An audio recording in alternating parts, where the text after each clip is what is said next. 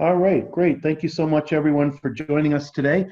Today we have with us Mr. Fillmore, Andy Fillmore, who is an MP for Halifax, one of the 11 MPs from Nova Scotia. We are so pleased to have him with us today. So thank you, Andy, for taking the time to be with us. Very much appreciate it. I know you are a very busy man, and so we appreciate you carving out half an hour of your day or so to be with us today. Um, Before we get into the questions, I thought maybe this would be a good opportunity for you. I guess we have most of our members or some of our members on the line just to give us the latest update, if you would, on the COVID-19 response from the federal government.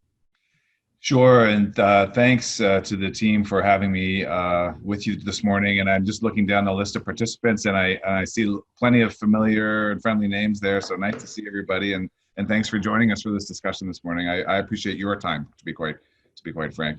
Well, we're all in this fascinating and very different time, and we're all finding ways to cope both in our personal lives and in our professional lives, pivoting in both of those lives, I think, to find ways to have success. We're having a little bit of chit chat about that as attendees joined the call. But I'll just speak about what the federal government has been engaged in, and really what the first wave of response, of course, had much to do with health, and that's when we were hearing from Dr. Tam every day and the Prime Minister every day about the kind of social distancing and economic shutdown requirements that were necessary. So health was really the first thing. Quickly on the heels of that came the wave of assistance programs for individuals and for businesses, and I think we're going to talk about those in a moment, so I won't get into the detail right now. And the third wave that we haven't announced yet, but that is coming in the next week or two, will be as we start to turn to recovery, what kind of programs will emerge to help in the recovery. So right now, I guess we kind of say we're coping. But soon we're going to turn our minds to recovery. So recovery from the federal government will involve things like particularly through my lens, infrastructure. So how we can stimulate the economy through massive investments in infrastructure. And you may recall that Canada is in the midst of the historically the largest investment in community infrastructure ever. $180 billion in a number of different buckets: housing, transit, transportation, green, social, rural, and northern is the other one. And there is a lot of money still in that 10-year plan that has not been accessed. So our first order of business will be to push that money out and get people building things. And one thing a little bit different maybe in this stimulus will be that the money, while important that it go to jobs, to create jobs that, for people that are going to be holding shovels or pouring concrete, but also it needs to go to all the people around that enable that work: consultants, architects, designers, marketing, realtors. It's really got to wrap around and bring everybody along, because this shutdown that we're in now has just been so unique. So those are that's kind of the three-wave plan: health, assistance for individuals and businesses, and then the stimulus is what we're looking at. So that's a great segue into my first question.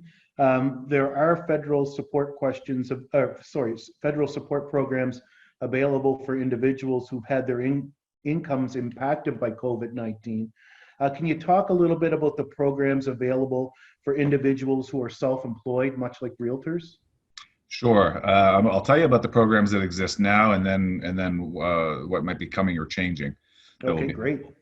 Yeah. So first, there's something called the BCAP, the Business Credit Availability Program, and that is being run through BDC, the Business Development Bank of Canada. And if anyone were to browse to bdc.ca, at the very top of the first page, there'll be an opportunity to click a button that says "Learn more if your business is impacted by COVID," and then that takes you to this whole BCAP program. There are a number of elements, and I would encourage folks to take a look there and see if any of them are applicable to their operations.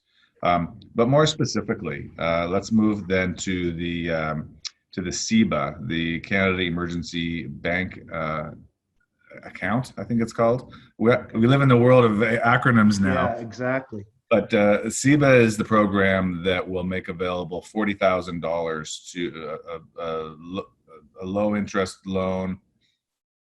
I'm just going to check if it's low interest or no interest. Yeah, it's interest-free. An interest-free loan of up to $40,000, and up to a quarter of that can be forgivable under certain conditions.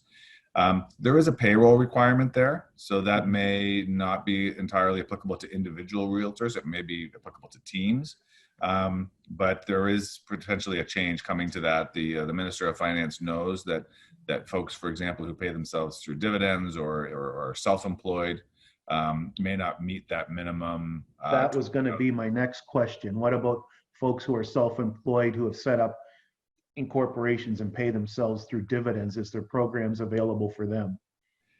Let me come to that in 1 second, okay? I just want to finish the programs that are in existence, and then what's coming. So that's the SEBA. Then for individuals, the CERB, the Canada Emergency Response Benefit, that is for folks who have seen a drop in income or their business closure due to COVID-19. The catch with that one is that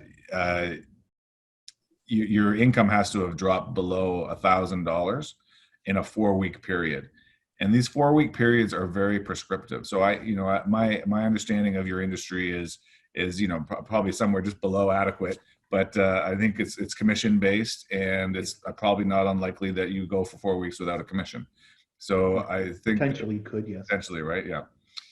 So if anyone is in that condition, if they go through a 4-week period where their income has been below $1,000, then you'd be eligible for this $2,000 for that 4-week period benefit. The Canada.ca/coronavirus website is a catch-all for all of these programs. And if folks were to go there and then go to click to help for individuals, you'll see CERB there.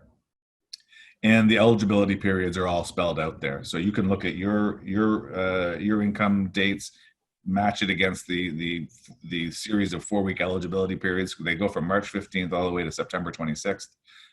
Then people may find that they have income below 1,000 in one of those slots. They apply in a minute on cra.com.ca. It's an attestation-based process, not like EI, where there's a lot of sort of verification and research before there's an approval. It's very quick. Then, sorry, scrolling back up.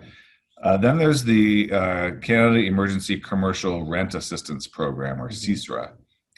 So if any of the brokerages are tenants and are having a difficult time paying their rent, the provincial and federal government through this program will cover 50% of rent. The tenant is asked to cover 25% rent, and the landlord is asked to basically absorb the remaining 25%.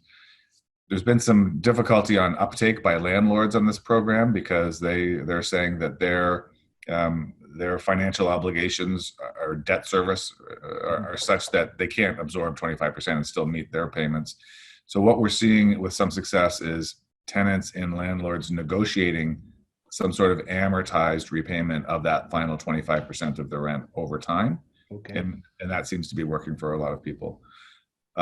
Just yesterday at City Council, the councillors were debating whether or not to tie a potential program of commercial real estate relief, whether that's deferral or forgiveness, but tying that to landlords' participation in CECRA.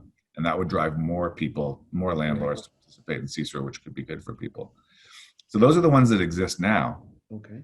And I know I gave you a lot of information there, but they're all on Canada.ca/coronavirus. Beautifully laid out, very logical.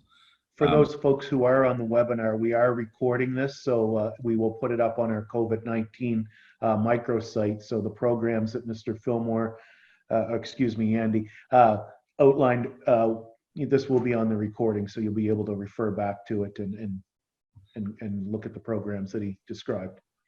Thanks, Roger. Now, as I mentioned, these programs were rolled out very quickly. They tended to be a little bit blunt, but they were designed to come out as fast as they could to benefit as many people in as short amount of time with the least amount of administrative burden as possible. and they were quite successful in many regards, but there are people who got left behind. So now the job is to go back and sort of sweep up and make sure that people who didn't fit those rushed criteria, that we can provide help for them. That's coming in a couple of different ways. One is the ongoing adjustments and improvements to the programs that I mentioned, that conversations like this and Sure. that will follow, we're going to help me to deliver information back to government so that we can continue to improve. But a big program specifically for small business, about 2 weeks ago, we announced $675 million, so 2/3 of $1 billion for what are called Canada's RDAs, Regional Development Authorities. Our local RDA is a COA. So for example, a COA has analogs in other parts around the country. There are 5 of them. A COA's share probably will be somewhere around $200 million. And they're rolling out a program. In fact, I am told that the Prime Minister is going to be announcing some of the details today on this program. And then, Roger, you've attended the Halifax Chamber of Commerce Zoom calls from time to time. This Friday, Chuck Maillet, the regional director for COA, will be explaining the full details on how a COA will roll out that program. So that might be something to tune into on Friday. But until the Prime Minister speaks today, I'm afraid I don't have a lot of detail on what that one will be. Sure. So we look forward to that. Absolutely. I think you might have covered this off, but just making sure, what programs are available for small businesses like real estate brokerages? I know you had covered the rent help. Is there, like, how do you go about applying for the 70% or 75% payroll rebate or payroll forgiveness? So I'm going to get you a link, but there is you apply through CMHC. I'm sure, an organization known to all of you, I'm sure. Yes. And right now, the applications haven't opened yet, but they do have a service on their website where you can sign up to get an email for updates as they come out. So I would encourage everybody to do that, to get those updates. But in the meantime, many of the details are spelled out on the canada.ca/coronavirus website. And there should be enough there that you could enter into a conversation with your landlord so that when the applications do open, you're ready to go. And again, if anyone finds some landlords are eager to go and can manage to absorb the 25%, but others are saying, no, I can't do that. So that's why it's important to have a conversation now and to figure out a solution for that 25%. Yeah, I know on a couple of the calls we were on with the chamber, my understanding is that landlord has to agree to this. It's not something that's being forced on them. And there's a number of landlords who I guess initially weren't all that eager to participate, but I guess through conversation, they're warming up to the idea a little bit. Yeah, that's exactly right. The challenge, I mean, people would like the federal government to make landlord participation mandatory, and we would like to do that too, but it's provincial jurisdiction. Tenancy is covered by the Tenancies Acts at the provincial level. And so as the provincial government told me, the provincial government can't alter written contracts that exist between tenants and landlords unless they reopen the legislature and pass an act. So will they do that? Right now they're saying they don't have a plan to, but if like any government, they respond to need, and if they hear from their constituents that they need to open up the legislature and make that change, well, then maybe they will. I know that there are a group of mostly retail related small businesses have come together. They have a Twitter handle. I can't remember what they're calling themselves, but they're effectively advocating for various forms of assistance, including, I think, opening the legislature to make that change. Sure. And I can see that, the small retail, they're really the backbone of the economy in Nova Scotia, the entrepreneurs and such. So they're probably the most, I won't say the most important, but they're definitely, we want to get them out of COVID and back up and active post-COVID because they are the backbone of the economy. So yeah, whatever we can do to help them out, that would be great. Can I just make a comment on that, Roger? Sure. What happens in our communities, whether it's downtown Halifax or pick a community anywhere in Nova Scotia or in the country, really the way that I'm a city planner, so this is a bit of my previous career coming out. But the way that we experience our communities, the daily interactions we have, are really through the sidewalk level retail and services of our community. You know, the restaurants and the bars and the hairdresser and the doctor's office and the dentist and service organizations. If we can't find a way to have those survive, to give them the supports they need to survive, to re-engage the economy and to re-engage our normal lifestyle when we come back from all this, it's hard to imagine what our communities will be like if the ground floor is completely closed and papered over. And what do? We're going to be stuck ordering food from and things we need from Amazon, and it's just going to be a cycle that we never get back to supporting our local businesses. So it's really incumbent on governments right now to help local businesses and independent businesses as much as we can, and it's also going to be a responsibility of community members when and as soon as possible to engage in a substantial and overwhelming campaign of buy local, support local. 100%. Absolutely. So I have one question before I segue into your prior life as a city planner. You had mentioned earlier that you're approaching phase 2 or phase 3 of the relief programs, and you had mentioned briefly there will be a program available for folks who are incorporated and paying themselves, and I'm talking about self-employed individuals who incorporate and then pay themselves via dividends. There will be some assistance for those folks coming. So there are two elements to the answer there. One is that the Minister of Finance and the Minister of Small Business are acutely aware of this gap. Okay.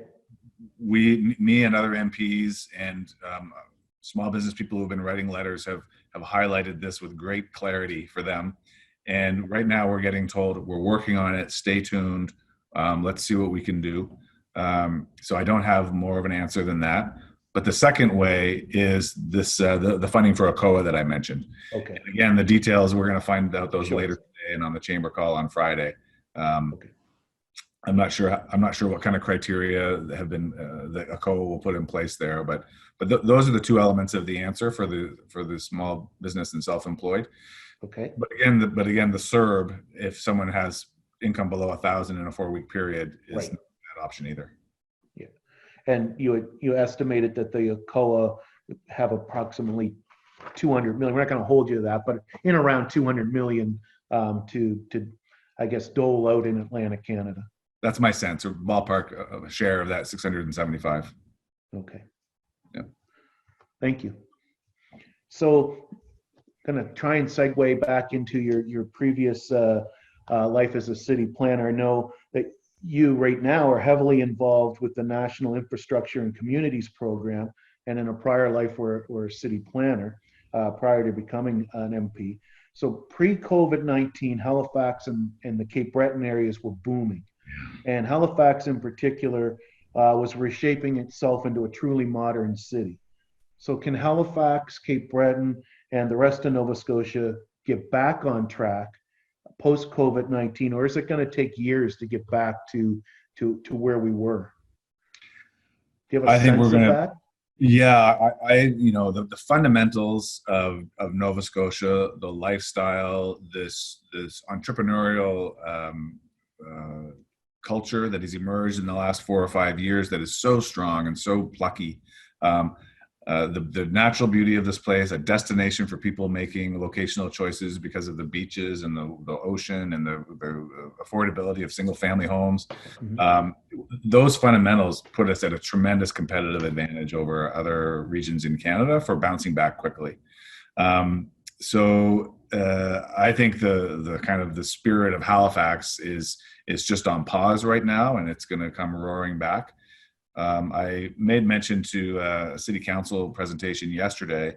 The CAO of HRM and the CEO of the Halifax Partnership, so Jacques Dubé and Wendy Luther, were presenting what they call the Halifax Emergency Response and Recovery Plan. And it's a complex plan, but it has all the right parts in it. So they were careful not to put a timeline on it because it's very dependent, as we've heard Dr. Strang say, Yes. on how we perform with no new cases and all that, and that will kind of start the recovery clock.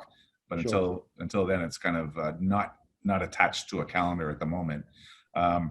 But it gave me a great deal of confidence that everybody is working hard to be ready to hit the ground running when we open up, whether it's restaurants or whether it's doctors and dentists, the tourism industry. Destination Halifax is a part of this as well. So everybody who is involved in what some people call civil society, the keeping things going, whether it's government or service organizations, is involved in this effort. The fact that all three levels of government have stepped up with different versions of aid. I've talked about the federal ones, but as you know, the provincial government has a number as well. The impact grants, the stuff about not getting evicted. I think there are more coming. I think they're coming out with a second round of impact grants for small businesses. I should have added that too in my answer when you were asking about sole proprietorships, but we'll wait to hear what the province says about that. And then even the municipality, who is the level of government most hard hit by this, Yes. whose income has been most defrayed, and yet still has to bear all the costs of running a city. Even they're participating, and as we heard on that council discussion yesterday, it'll come in the form of some kind of tax relief, whether it's abatement or deferral or forgiveness. I don't know yet. But everyone working together, I think we're going to bounce back really quickly. Okay. Oh, can I just raise this with you? Sorry. Yeah, absolutely. How are we doing on time? We've still got a few minutes. Okay. Yes. I mentioned to you when we were just getting started that I'm spending my days on the phone talking to people and trying to understand their challenges and help them solve those challenges. So a lot of the businesses that I've been talking to have come to this realization that, one guy said, why was I renting 80,000 square feet of Class A office space downtown when it turns out my whole team is just as or even more productive working from home remotely? So that's indicative of some other conversations too. But I think it's indicative that whatever normal we come back to could be quite different, right? Yeah. We're all learning to work in a different way. But a good part of my career before I became elected was doing work on trying to get downtown Halifax activated and running again, to get this renaissance that finally happened underway. And a big part of that is getting more people to live downtown. And we've been effective in that through rentals and condos to get a kind of a 24-hour city, so people don't, the city doesn't roll up the sidewalks at 5 p.m. like it did a decade ago. Yeah. But there's a real opportunity here for tower conversions, for the conversion of some of that office space in a new kind of mode of working to residential. So I'm keeping my eye open for that, and I think this would impact your industry directly. Sure, it would. I think that's a very exciting prospect that we'll see some innovative entrepreneurial property owners looking at. So going back to the National Infrastructure and Community Program, I suspect that will be part of the government's efforts, I guess, to help the country as a whole recover. I know Halifax and Nova Scotia had a few major infrastructure projects in the pipe. Like in Halifax, it was the Cogswell interchange. The province, a lot of highway work going on. You see that picking up, being that some funds or funds being allocated to Nova Scotia to sort of get those projects up and going again? Absolutely. So the program is called the Investing in Canada Infrastructure Plan, and that's the program that has the $180 billion in it over a 10-year period, and that's allocated geographically by province and territory, and it's allocated through something called an integrated bilateral agreement. It's an IBA. It just means that the province and the federal government have agreed to a certain amount of money to be spent in a certain kind of way. So each province and territory has an IBA right now. Nova Scotia's IBA is very generous. It includes money for social infrastructure like rec centers and so forth, or transit infrastructure, buses, stations. Sure. That includes active transportation, by the way, bike lanes and so forth. Green infrastructure, so that's things like helping to switch to renewables or doing energy retrofits for buildings. And the fourth one, oh boy, green, social, transit, green, I and kind of put you on the spot on that one. that's okay. Rural and northern is the. I'm a city guy, so rural and northern escapes my mind. And so what's happening as a result of COVID is that we want to release more of that money sooner. It's meant to be metered out over 10 years. So we're going to try to release more of it sooner. So as in my role as the Parliamentary Secretary to the Minister of Infrastructure and Communities, Catherine McKenna, she and I are spending a lot of time on the phone right now with all of the provincial ministers of infrastructure to make adjustments to those IBAs. Okay. We don't want to rewrite them because that's very time consuming, but just to make adjustments to identify projects in each of those streams that are shovel ready, basically, if I can use that term. So we're going to see that. We're actually creating a new stream that's going to allow a province to take up to 10% from each of those 4 streams I just mentioned and put it in this new 5th stream called the COVID stream. So that will wind up to be hundreds of millions of dollars if the province chooses to do it, and that would be focused on immediate stimulus to create jobs and get the economy going. It's like shaving 10% off the top of everything to do things right away. There's also the gas tax fund, which puts money directly into the pockets of municipalities without going through the IBA. In other words, without going through the province. So it's a very quick and immediate way to put money into the hands of a city to do active transportation or bus lanes or the new roof on the rink or whatever it is that needs doing. And then finally, there's something called DMAF, the Disaster Mitigation and Adaptation Fund, which has a tremendous amount of money, over $1 billion in it nationally, to help communities adapt to mitigate floodplains, for example, to harden shorelines that are being eroded because of extreme weather and storms. So those are some of the ways in which a tremendous amount of money will be delivered into stimulus. Awesome. Well, the last one you had mentioned is certainly relevant to Nova Scotia for sure. We're surrounded by water on 3 sides, so absolutely. Yeah. So I have a question here from the audience, and I'm just going to read it here. With the CERB, the first application is income of no more than $1,000 inside 14 or more consecutive days versus no more than $1,000 a month for subsequent applications. Is there clawback on that first application if within that first month the applicant ends up hitting $1,000, or is it a standalone 14-day period? There are some detailed questions like that I think we'll get the answers to down the road, more like closer to tax filing time.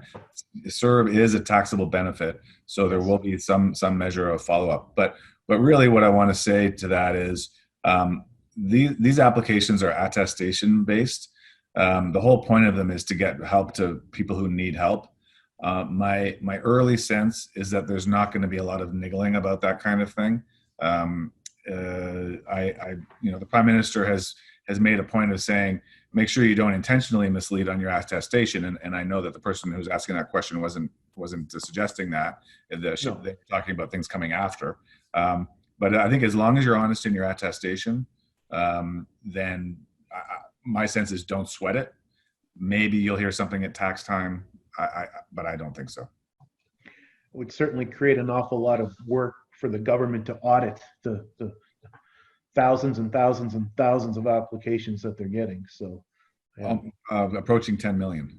Yeah, I was going to say million, but I wasn't sure, so figured I'd be conservative and go with 1,000. But yeah, exactly. Oh, I'm going to ask the audience, and we'll give it a couple of minutes if there's any questions for Mr. Fillmore that we haven't covered off today.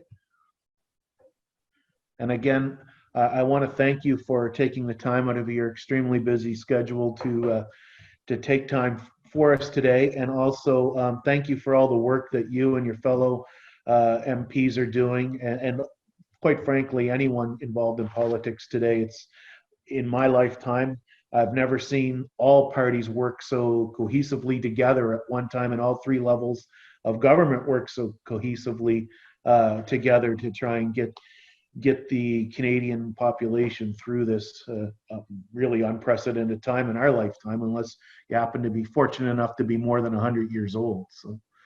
Thanks for that, Roger. I think we're all looking forward to having 2020 in our rearview mirror. It's been a particularly difficult time for Nova Scotia here these last few weeks, and I guess I'll just finish by saying, do communicate with your MP. If that's me, if you have a pen in your hand, here's my office phone number. It's 902-426-8691. If any questions crop up through any of this, or you're looking for a web address or anything like that, give me or whoever your MP is a call. If you have questions that emerge as these programs continue to roll out, including the new ones, be in touch with me or your MP. We're here for you. This is our job, so please don't overlook that resource. Do you have time for two more quick questions that came through? Okay. The first one is it necessary to reapply for CERB every month? It is, yes. Okay, thank you. And the next one is also with the CERB. Now, this is a realtor-specific question. I wonder if it's when the contract was marked sold versus when the commission was received. So, for example, when the money went in your account. Sorry, when the money went in your account. Okay. Imagine it's your paycheck, and when it goes in your account, that's when you earn that money. Okay, great. And that, sir, is, I believe, I'm just going to take a quick run through here, make sure I don't want to omit any questions. I think that's everything. That's everything. Thank you. So again, thank you so much for your time, and I'm sure I'll see you on some Zoom webinar this week. I'm sure we will indeed. Okay, well, listen, good luck, everybody. Hang in there. We're going to come back from this with a fury. Like I said, yes. I think Nova Scotia and Halifax are really well positioned to lead the comeback, and you guys are going to be part of that, so thank you. It is, and I really want to magnify the sentiment of buy local. You know, when we come out of this, stop buying from Amazon, support your local stores, your local franchises, your entrepreneurs. You know, spend 5 cents more and buy your produce from a farm market or whatever. And you know, those are the backbone of our society. Let's get them through this, and so everyone comes out ahead at the end. Thank you, everyone. Thanks, everybody. Thanks.